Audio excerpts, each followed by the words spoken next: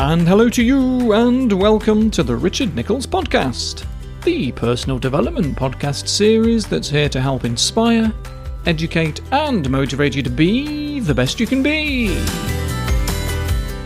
I'm psychotherapist Richard Nichols, and today's is a bonus episode. It's an interview with Matt Rudd. And if you're ready, we'll start the show. Hey everybody. Like I said in my last episode, I've reached out to a few trusted folk who I think you can gain some benefit from soaking up some of their wisdom and experience. And one of them is the writer Matt Rudd, who I chatted to a couple of weeks ago. Matt is a senior writer at the Sunday Times. He's a published author of both fiction and non-fiction.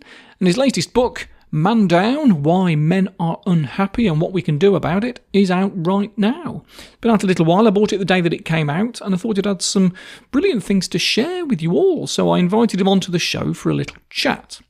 In it, we discuss mental health stigma, dismantling the rat race, and even parenting practices. Have a listen. Hello, Matt. Hello to you. Hello, Richard. How are you? Very, very well. Very, very well.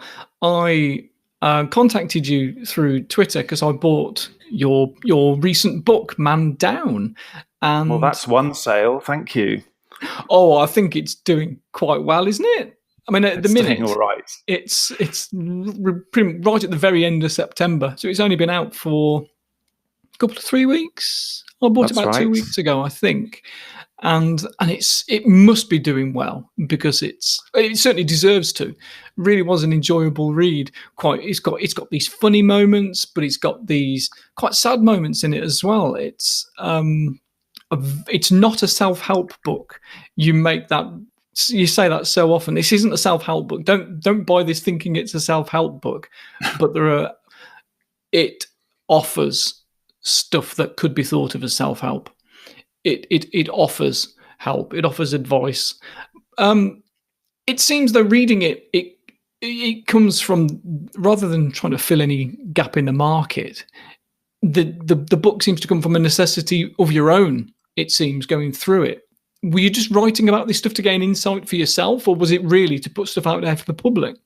It was, and before we start, thank you for saying all of those things. I am conscious that this is going to be a bit like a yellow belt telling a black belt how to do karate, but we will see how we go. It started almost by accident. I was talking about, we were running a lot of articles in the magazine that I work on about working women struggling with this kind of promise that they can have it all.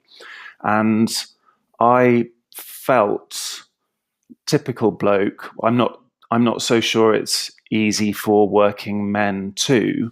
So I started talking to friends, and that evolved into a magazine piece. And I was kind of hiding myself from it, from being in the story, because I was telling myself I was fine. And actually, the more I started writing about it, that became my own very amateur therapy. And I started accepting that I wasn't fine. And although I wasn't experiencing the classic midlife crisis, I was puzzled that I'd kind of passed all of life's tests, done everything that was kind of expected of me. On paper, I was doing all right. And I didn't feel that way, particularly when I was waking up in the middle of the night and catastrophizing. You reference a couple of things in your book that I think I reference in mine about some of the studies that's done into the correlation between finances and positive mental health and happiness, if you want to sum it up in a word, how to be happy, and looking at the things that kind of go against what Western society says is the right thing to do, that, the harder you work, the more money you'll make, the happier you'll be. And there isn't really much of a correlation. But certainly men being seen as having this sort of midlife crisis where they realise, oh, hang on, I'm halfway through my life and I've got, is this where I wanted it to go? It's a comedy trope through sitcoms going back decades, both lazy writers and good writers will still write about the same thing: the middle-aged man with a convertible and a younger woman in the passenger seat. We get the joke, but we still find that men still fall into that trap, or their equivalent of it. When it's been around as a joke, as a meme, as a trope for so long, why do you think men still fall into that trap? It's an interesting question. I think it is because it's a joke. I think it's harder for men to. I mean, the other trope is that men don't talk about their feelings. I mean, you'll know much better than me about this.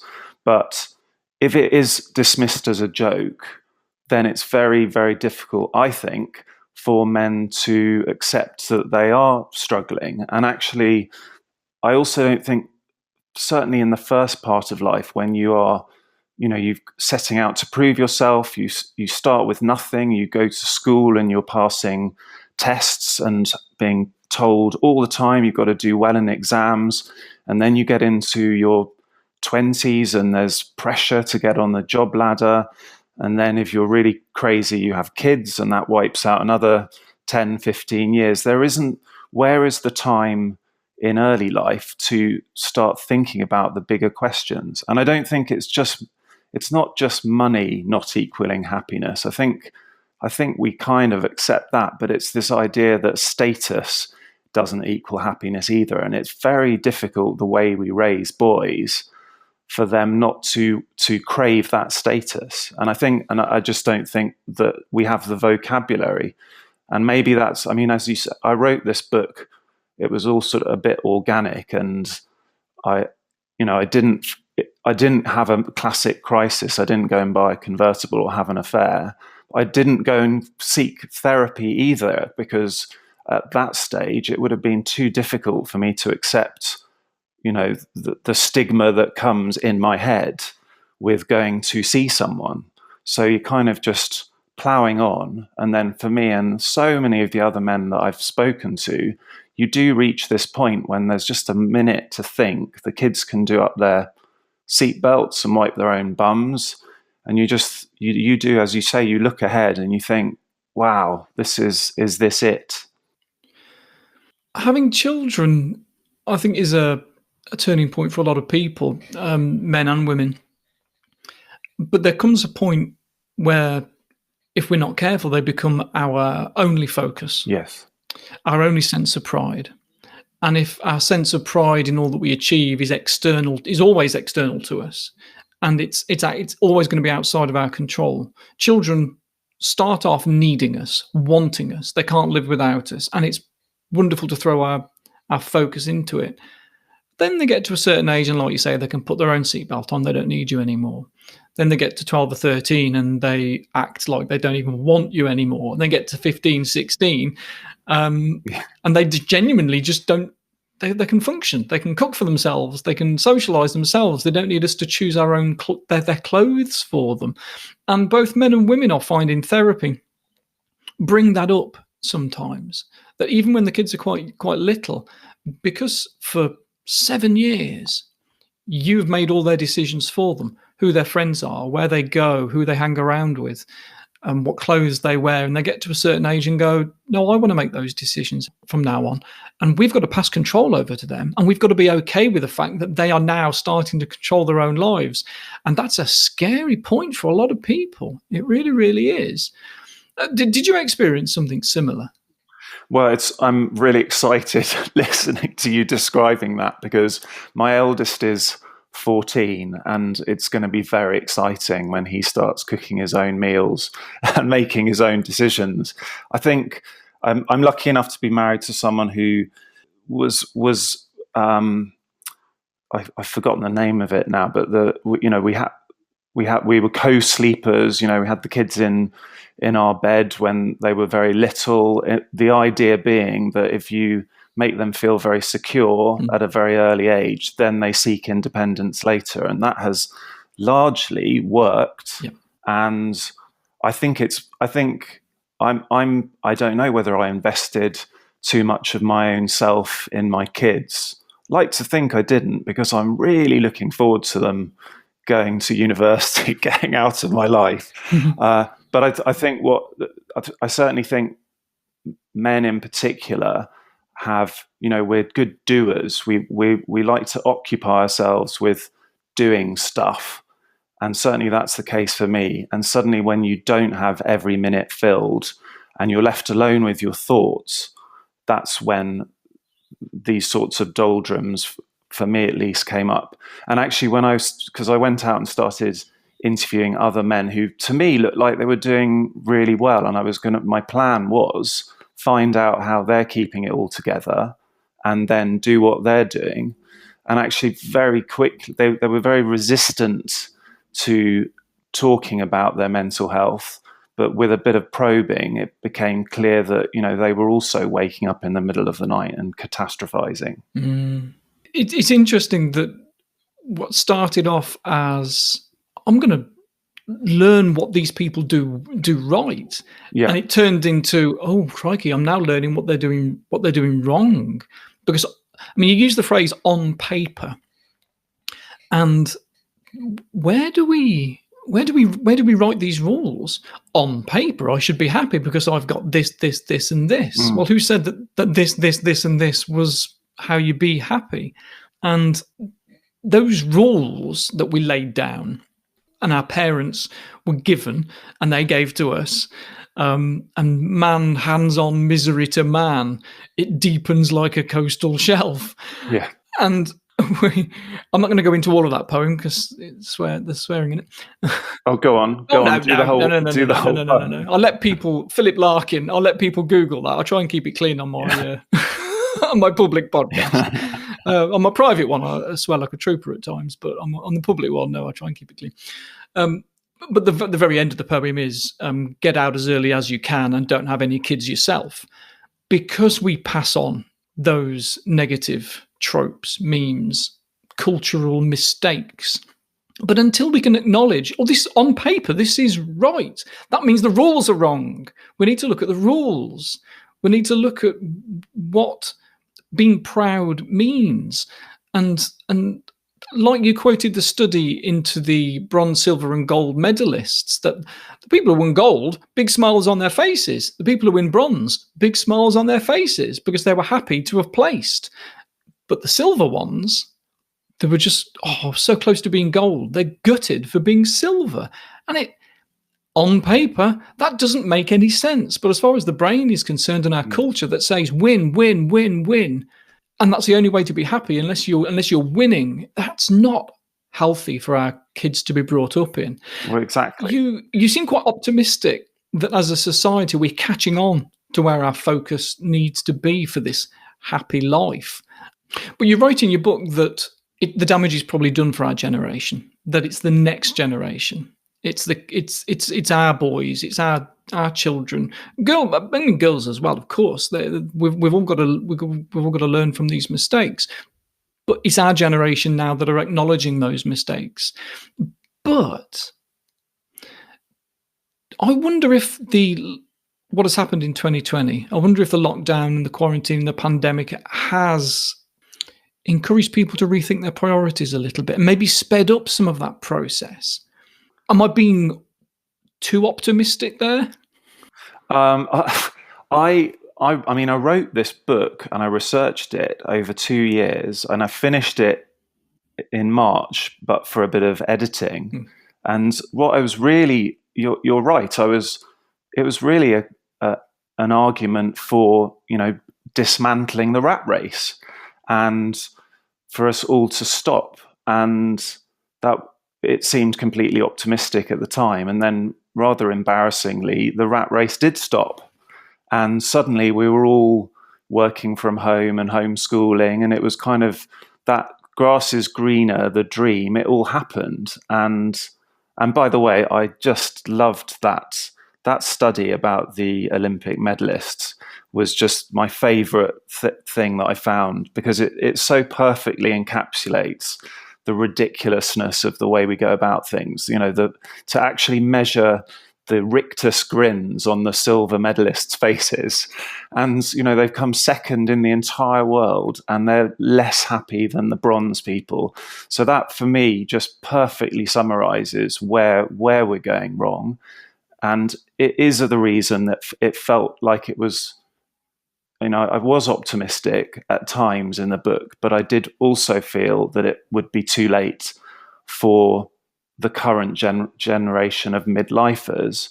And so then I talk about, how it's affected the way I raise my three boys.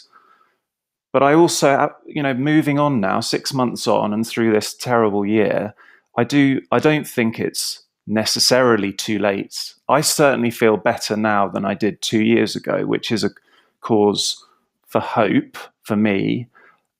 I would also say that the whole dismantling of the rat race in the way it's happened has been, for me, it wasn't the grass is always greener. I found particularly the first few months felt like forever when my wife works at our local hospital. So it was a complete role reversal. I was doing the homeschooling and the working from home, and it was chaos. And there were times when I wished I was back on the commuter train and back stuck in the office. I think what's happening now is certainly the men who I spoke to before all of this and who are in the book, a lot of them told me there was no way that they could do their jobs from home. I mean, there are a lot of people who can't do their jobs from home, but certainly these, quote, successful men thought there was no way. Their job was of such status that there's no way they couldn't be going into the city each day. And I've caught up with them, and most of them are saying they will never do 5 days a week again. And they are pleased to be, home and much more taking part in the family. And until now, it's been fallen on mums to be the ones that go back to their bosses and say, I need to work from home on a Thursday, or can I go down to 3 days a week? And we've had that inequality. And so I'm joining in your optimism, Richard. I'm hoping that going forward, it will now be acceptable for men to also be more flexible and to get this work-life balance more realistic. Because at the moment, before all of this, it wasn't really working. It was a bit of a mirage. Sometimes I can be a bit too optimistic, but I try to be the optimistic realist, that I'm aware of the challenges that are ahead, but I'm hopeful that we can overcome them. And that's been a theme for quite a few years, certainly in the last sort of 4 or 5 years. And I see some elements of the world I don't like. And I hear from so many people and so many clients in therapy, as well as outside of it, where people say, the world is doomed, the country is ruined, all of this doom and gloom and doom and gloom. And as with many things, I think sometimes there has to be some element, not quite rock bottom, but some heading towards rock bottom before we go, stop. I don't want it to go all the way down there, or, damn, I'm here. I've got to crawl my way up. There has to be a change. And whether that's a change in culture, a change in attitude, whether it's a change in ourselves, sometimes we've got to be in a lot of pain to warrant the effort it takes in making those changes. And so even when we're at our lowest, I can still be optimistic, whether that's about being a man, being in the 21st century, being in 2020, having Donald Trump as the president of the United States, or whatever. Unless those worst things happen, changes don't take place. And it's a shame that we've got to go through that sometimes. I'm quite pleased that you didn't hit rock bottom, metaphorically, financially, figuratively, before making any changes in your life. But did you feel you were heading there? It's really, I think part of the problem is that there is this sense that if you're not having a proper crisis, then really you should just man up and get on with it. And so so what you end up with is this kind of keep calm, carry on, soldier through, and wait for the sunny uplands of your 60s, when we know statistically, general mental health improves. As you know, there's this big spike, particularly in 45 to 49-year-olds, in anxiety, stress, depression. And so if your life doesn't blow up in some way, then really you have no business investigating your what I call doldrums. You should just get on. You have dependents, you have responsibilities, you are lucky, you're not having a crisis. So just get on with it. And I think that's the reason that so many men don't address their mental health and keep buttoned up. But I was really surprised at how many men I spoke to, once you kind of forced them to sit down and talk about it, after initial reluctance, then shared how they really were feeling. And what has been a cause for optimism for me, and as I repeatedly say, this wasn't a self-help book. I'm not an expert like you. I was quite dismissive about self-help because I think for men who feel midlife men, the idea of having the luxury of time to follow a passion, or any of those Instagram posts that you've been quite snippy about as well, and rightly so, this sort of idea of here's a cure, you can sort yourself out, is quite frustrating. But I feel I've been reassured by the number of people over the last few weeks since we've started talking about the book and the book's been out, who've got in touch and shared their amazing, that this is me, I've never thought about this before. It's really reassuring to know that it's not just me, I'm not alone. It's a shame that men sometimes need subtle hints, and for women to leave an article open in a magazine on a table, Yes, just so a man can glance at it and go, what's this here about prostates? What's this? Let's have a quick read. Rather than as if the wife had been reading an article about prostates and then just accidentally left it out.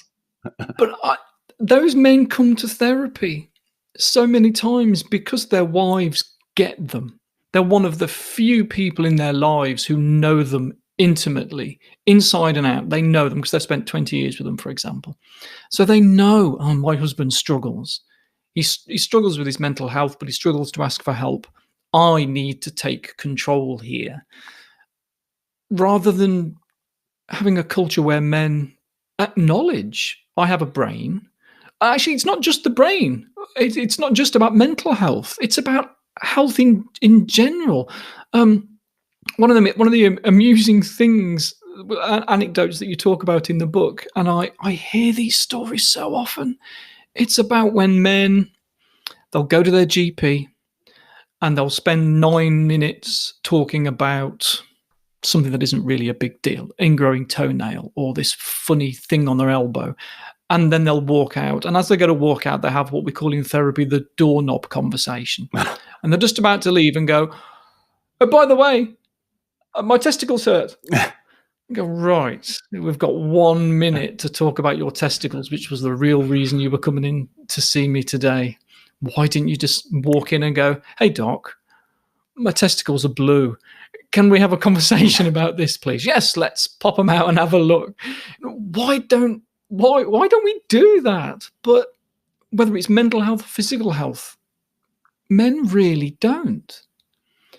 Because of culture in our society that says it's a weakness.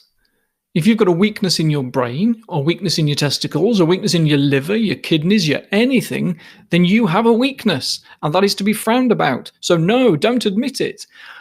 Are we on the cusp of seeing those changes, do you think? I really hope so.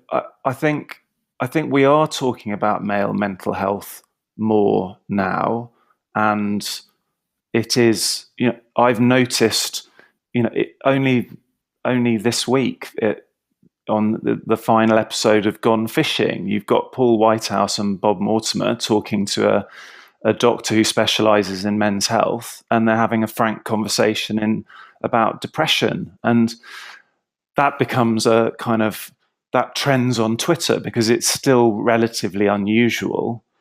I think it is culture, as you say, and there is that story in the book about that. This was a wife who wrote to me after I'd written a piece about how men don't ever talk to their doctors properly.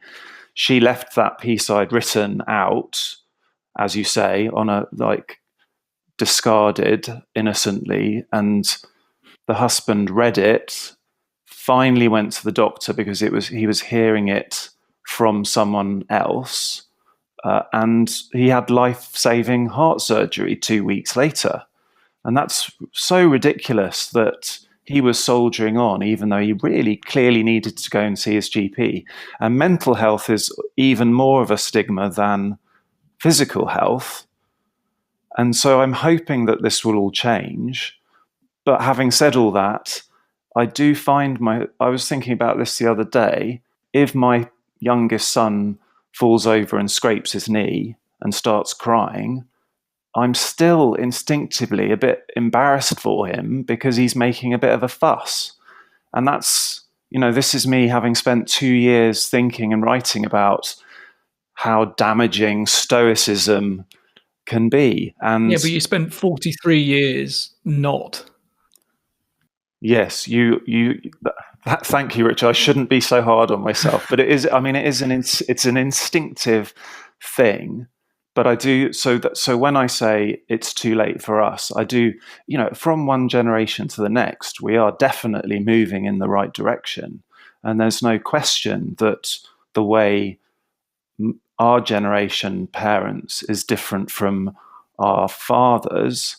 And then you only need to go back 1 or 2 generations to the full stoic, pint with the father-in-law in the pub next to the hospital and no involvement in early years parents. So we're definitely heading in the right direction. But it's this culture that we need to try and break through, because it is, once men do start talking and asking for help, I would hope you would find in your huge experience, then good things can happen. We've got a long way to go, but every generation is making these changes. You were talking earlier on about what we'd call attachment parenting, where you create a safe environment, a safe attachment with the kid, and you sleep with them. That they feel safe, they feel loved, they don't feel vulnerable anymore. And you go back probably only 50 years. And outside of psychological research, as far as the country was concerned, the world was concerned, mostly, certainly in the UK, that would make them weaker. That if your child at a young age relies on you, needs you around them, then that's going to mean that they'll have anxiety, they'll have separation anxiety. Consistently, we find the exact opposite is the case. Consistently, we find that if you make a young child feel safe and you're there for them, and if they drop something, you're there to help them. If they fall over, you help pick them up. All those sorts of things, then they won't need you quite so much when they're older, and there won't be much anxiety about them living and experiencing and making changes. We see it again and again. But if you go back, and it's definitely worth researching it. It's all documented. You go back to the 1950s, and if your child was in hospital, chances are you wouldn't be allowed to see them because it was deemed bad for the child. And this is only in the 50s. Certain hospitals, you could see your child, but they'd have to be asleep, and it would be through a window. So the child never did feel. This is age 2. 18 months, 1 year old, a child that's screaming for its parents and deliberately being ignored because it's good for them. That was only a generation ago. Now, we know from all the attachment theory research that was done and that was taken to the hospitals and said, look, you're making these children ill. These are going to have problems for the rest of their life. What are you doing? And it's changed. And now, of course, if your child is ill, you can be there 24 hours a day. You could be there for that child to support them for as long as you want. And another parent can be there as well up until probably 10 o'clock at night in most hospitals. That's the difference we've made in one generation. So I am hopeful, but we need to do something about it. These words need to be said. And when you were describing then that, you wrote an article for the Sunday Times, and a woman left the page open for a man, and 2 weeks later he's having heart surgery. Matt, you did that. You did that. Yes, his wife played a big part, and so did he. But you played a major part in that, and I feel proud just being with you, sharing that. When you told me that, you probably didn't notice, but I started to get a red nose, and I could feel a tingle. I was like, oh my God, you did that.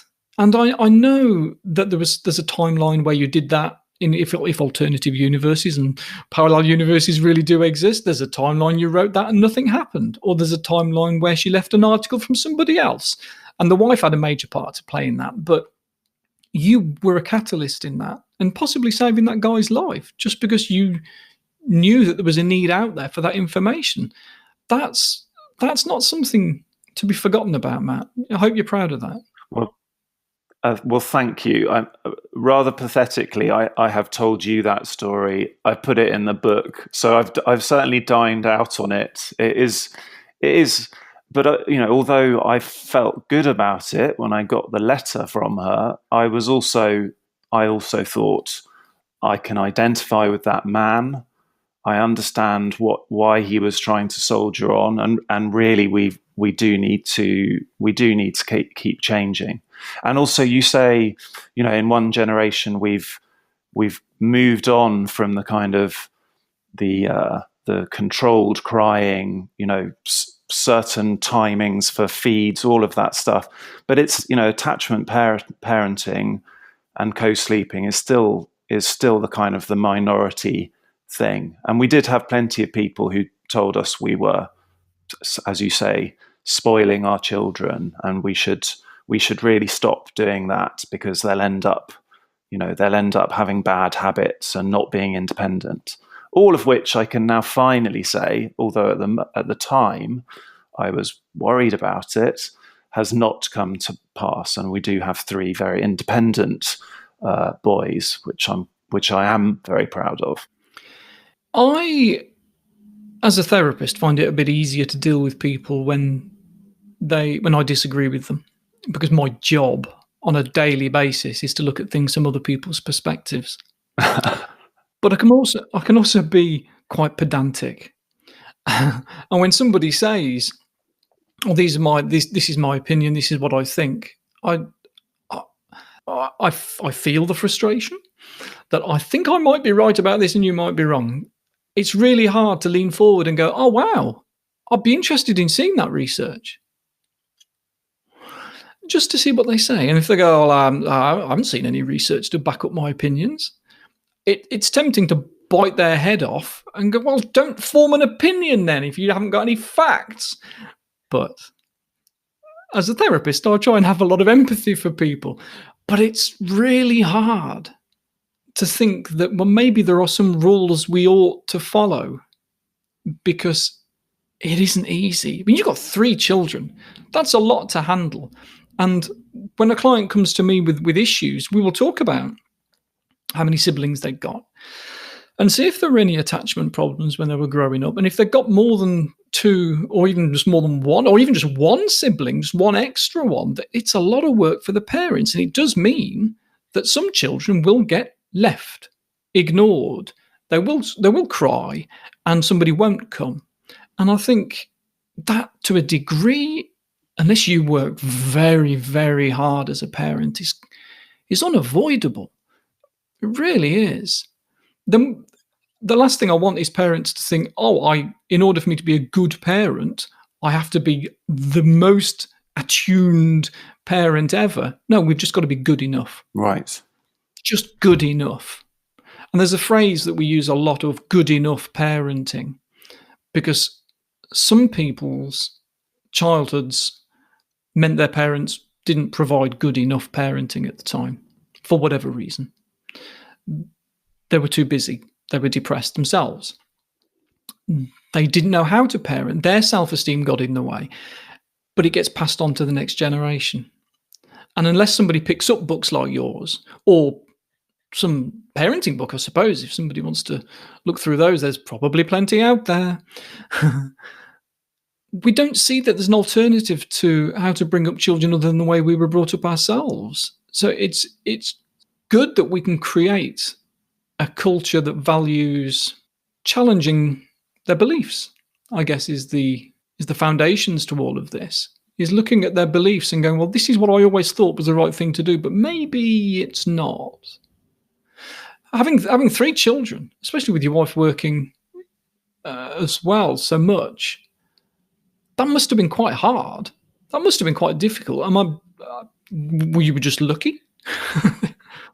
Which my wife was working throughout, but not full time, and she certainly did the lion's share. It's only recently that she's started working as an infant feeding specialist, so she's definitely following her passion.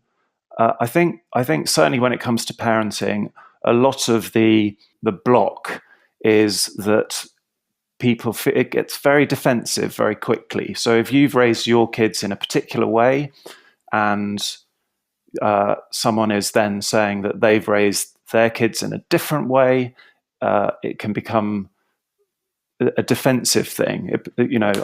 Because no one likes to think that they might have done it the wrong way. And as you say, I think as long as there's love and support, and you're doing a good enough job, and I think that's what I hope have managed to do. But you're right to be focusing on this, although the book covers the whole right from Dot to my stage, our stage, to what happens in retirement. You're right to focus on this, because as we know, it's those early years that set up all of these things, and it's very hard to change the way. You can change things very early on, but then boys become set. They're set, and you'll know much better than me how hard it is to sort of break people out of those siloed beliefs. You'll be aware of that study, the Man Book study done by an organization called Promundo, where the more traditionally raised along sort of classic male attributes a boy is raised. So the more stoic, the more they're told to be strong, it's almost a sexist environment they're raised in, the worse their outcomes in midlife, because they're kind of following this ideal that ultimately isn't sustainable. And the other thing, more than half the correspondence I've had over the time I've been writing about this has been from women. And I started off really worrying that women would read what I was writing and think, God, why is this guy complaining? What's he got to worry about? At least he's not a woman. And it is, none of the book is about how, it's actually worse for men. It's much more, this system is supposedly created by men for men, and we're not happy either. But the women who've been in touch are doing exactly what that wife who left the article out was doing. They're saying, this is my husband, he's like this. And I just find it ridiculous, to be honest. And I'm definitely count myself among this, that we rely on our partners to kind of hold our hands through our emotional life. So that's the thing I'm trying to work on. But, I'm lucky to be married to someone who does leave things around for me to read, constantly sends me snippets from Philippa Perry's parenting book. And I should probably be doing some of this work myself, which partly explains the last 2 years. I wonder if a lot of this boils down to needing emotional intelligence to understand the difference between envy and impatience, frustration and boredom, rather than just, I feel bad, or just going fight or flight, or I feel angry, or I feel scared.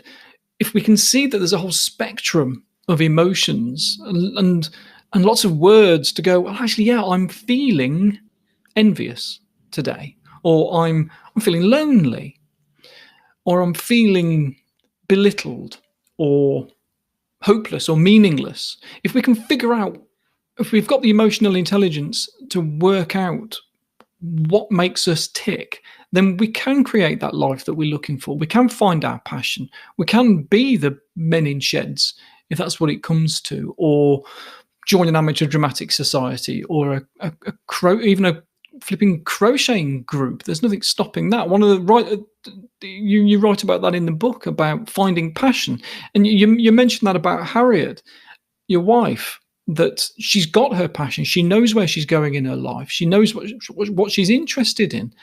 And I wonder if a lot of men aren't expected to be enthusiastic and passionate about something, because it shows some sort of odd characteristic that is more feminine and is frowned about. I think that's very true. And I think there might even be a step before that, the step which you're talking about, to think about how you're feeling.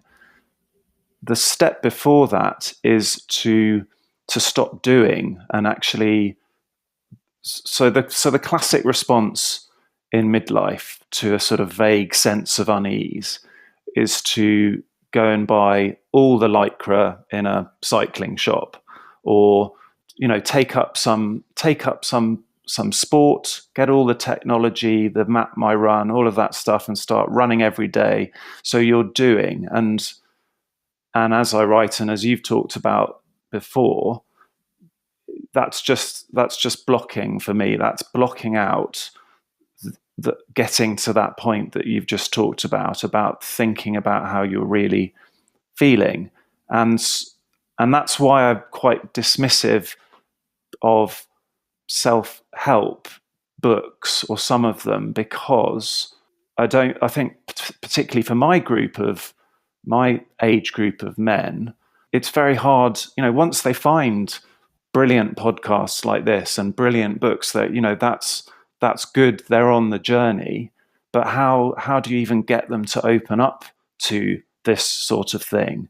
And that's something I really, really found hard, and it was kind of forced on me by my job as a writer to really stop and not take up a hobby, not just plow on and get on the train every morning, but stop and think. And the first few times I did that, amateur attempts at the sort of mindfulness thing, but really what I was doing is trying to do nothing, I was completely overwhelmed by panicky thoughts, because I'm so busy all the time, running from one thing to the next. To actually stop and think, there was a kind of almost a, now what am I going to worry about? Oh, I've got to worry about that. And because I was, taking the dog for a walk or sitting under a tree, I couldn't immediately start doing something. I couldn't reach for Netflix or, start scrolling through a newsfeed, and I had to let it go. And it was really, really difficult. And I've kind of forced myself through that. And I've got to the point where I can now sit still and not have these panicking thoughts. And I can separate the story from what is actually important. And I feel a bit embarrassed telling you all that, because you know all this, and I'm putting it in a emotionally illiterate way. But it was difficult, and now it's easier. So it feels like there's some progress. Practice makes perfect. And unless we do something on a regular basis, it never becomes a skill. One of the first things we should be taught, I think, is the learning process of unconscious incompetence, leading all the way through to unconscious competence, where you can do something and it's effortless. You don't even need to think about it. The brain just knows what to do. But if you spend decades worrying about stuff, feeling uncomfortable about doing nothing because there's guilt associated to it, or a sense of impending doom because there's a world that's overloading you, and doing nothing is just going to make it worse rather than better. If you do that for decades, that's a skill. You can feel it. You don't even need to think any negative words anymore because it's become unconscious. It's become an emotion. So to override that does take quite a while. It takes a year minimum, probably. I mean, there is some mindfulness research about the benefits in just a couple of months, but on the whole, to have a significant difference, you need a good year of practice. And the last thing we should be doing is, after 2 months of doing some meditative mindfulness, go, I've tried that, didn't work for me, and give up and go, I'll just go back to the rat race. So I think podcasts like this, books like yours, articles like yours, just conversations in the pub. Do you remember those? We'll be able to have those again one day soon and actually talk about these sorts of things and it be acceptable. To go, yeah, I'm feeling a bit rubbish lately and I sometimes feel a bit lonely. I should reach out a bit more. Oh, yeah, mate, you should. We're starting to have those conversations. I think there are changes taking place. It's just a little bit slow, but you're a cog in the machine. And this podcast is just one small cog, but there are many of them now. There's more and more starting to turn, and I'm really quite hopeful for the future. And thank you, Matt, for providing another cog in the machine to make this all happen. Well, thank you for your session. I feel better at the end of this for talking about it. I think the final thing I'd say is that, as you say, it's a year or more to get good at this sort of thing, and I'm definitely nowhere near there yet. But I think men need to give themselves time to look after themselves, to spend that time becoming good at mindfulness, for example. And I think between work and life, it can feel self-indulgent to spend time on yourself. And I hope that through things like this podcast, men will be encouraged to look after themselves. And thank you very much. I've enjoyed that. It's lovely having you here, Matt. Thanks very much for joining me today. You take care. Matt Rudd there, such a nice bloke. As always, I'll add some links into the show notes of where to find more about him so you can read his books. Man Down was a really good read. I definitely recommend it. Not just for men either. It's a great insight into culture in general and raises some very important points. So you do that if you like, and I shall be back very soon. Bye!